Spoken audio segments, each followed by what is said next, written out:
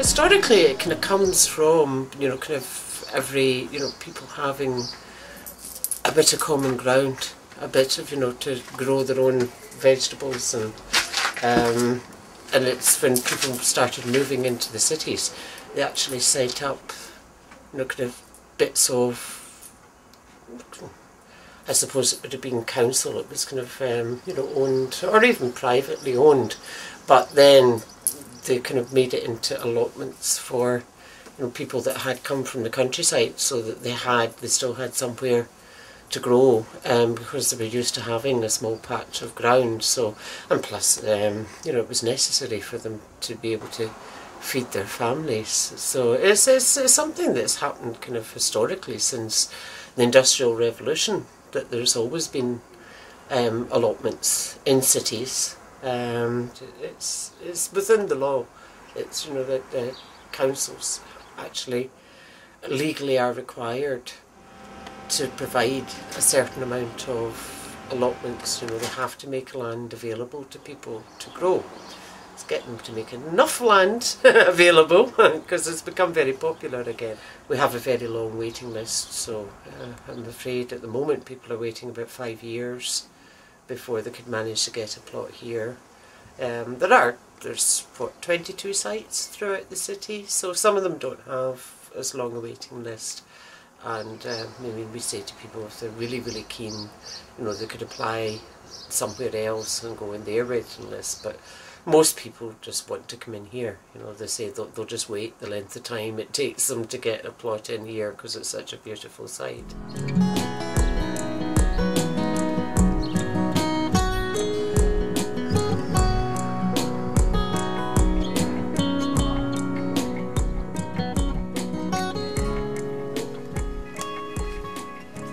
You wouldn't think you're in the middle of a city here. Peace and quiet. Not always peace and quiet, but it's near enough. Just finished last year's potatoes. Last week, 22nd of May. What don't you go? Yeah, right. Well, a lot of brassicas and beans. Like beans and peas, and we fill the freezer, so we've got peas and beans all winter, and eat the fresh produce during the summer.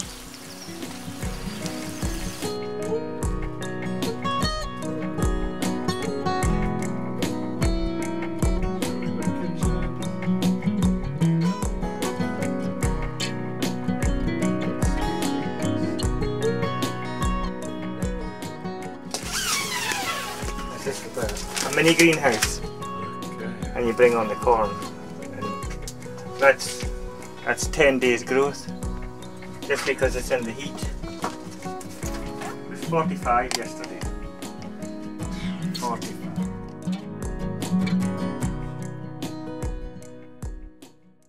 It's just over 2 hectares, so that's about 5 acres.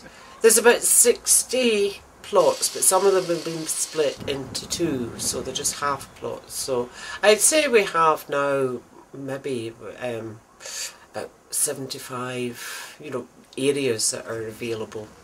These gardens have been here since 1871, and although we haven't found any written proof, we have the feeling that originally they were set up more as leisure gardens rather than allotments. And we have a rule in our rules that you have to grow 25% of your plot flowers, and that is what we've always heard from kind of previous gardeners and kind of coming up through the generations, and that was to reserve the kind of the feel of the place, that it was pleasure gardens rather than, you know, your kind of typical allotment, which would just be rows, quite regimented rows of vegetables. But most people now, I mean, they grow a lot of vegetables, but there's still people in here that love their flowers and grow a lot of flowers. In the past, there's been various groups coming in from groups of people with mental health problems, also to some African refugee women that had that they had a plot in here. They had a section of the community plot, and were trying to grow vegetables that that they knew from home, and with mixed success. Some of them were quite successful, so we got to try some unusual vegetables that we'd never heard of before. Some allotments are completely organic. Ours isn't, but we do try and encourage people to have minimum pesticide use, and we try and discourage the use of slug pellets that are the toxic slug pellets. We prefer people to try and use the ones that are you know, kind of wildlife safe. Today we're having late spring, early summer plant sale. We're taking part in it along with kind of other community groups. Anytime we open our doors, people always love to come in, and that's always what we hear from people, is they would like more opportunities to actually be able to come in here. So it's good to have an extra open day this year. Gives them more chance to come in and enjoy what we're lucky enough to enjoy every day.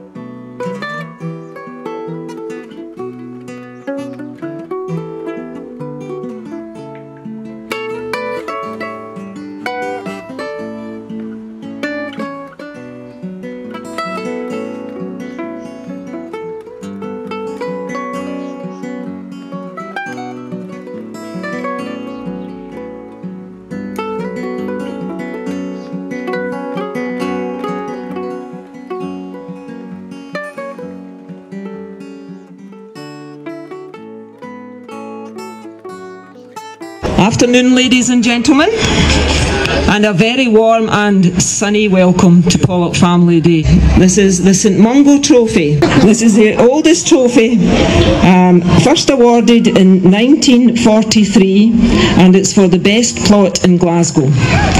What I want to say though is, for all of you that are here, not just those that have been given recognition today, but those of you that do have your own allotments or work with allotments, can I just say, on behalf of the council, we appreciate what you do. You're selfless volunteers in every respect. You work against difficult odds, never mind the weather in Scotland, but you make a real difference to the communities that you live and probably reside in. The winner of the St Mungo Trophy for New Victoria Gardens, who was third last year but this year is now the winner, is Norman Smith.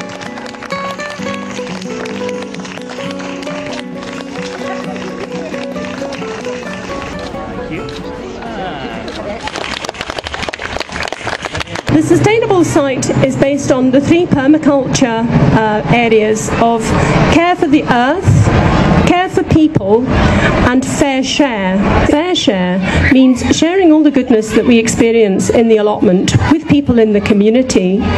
So we invite people into our allotments to come and see vegetables growing, to experience the lush and lovely atmosphere that a lot of our allotments have.